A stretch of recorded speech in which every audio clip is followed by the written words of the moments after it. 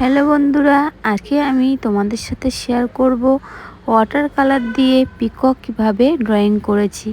তো তোমরা step by step দেখতে থাকো। তোমরা যদি এই ভিডিওতে আমাকে ভালোবাসা দাও তাহলে আমি নেক্সট চেষ্টা করব আবার এরকম ধরনের ভিডিও আনার জন্য। তো পুরো ভিডিওটা দেখতে থাকো। তো প্রথমে আমি কালার করা শুরু করে দিয়েছিলাম, মাথায় ছিল না যে ভিডিও করব। তো পরে আমি ভিডিও করা স্টার্ট করেছি।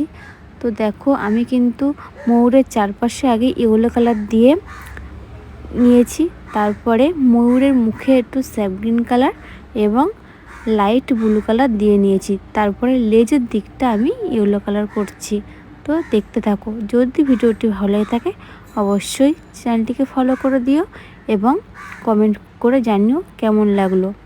ভালো লাগলে অবশ্যই একটু শেয়ার করে দিও। আর এরকম ধরনের ভিডিও পেতে চাইলে অবশ্যই কমেন্ট করে জানিও। তো দেখতে থাকো।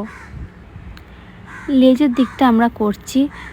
লেজের যে পাখনার পালকগুলো থাকে সেই পালকের সাইড দিয়ে আমরা ইয়েলো কালার দিয়ে আমরা পুরো ঢেকে নিচ্ছি।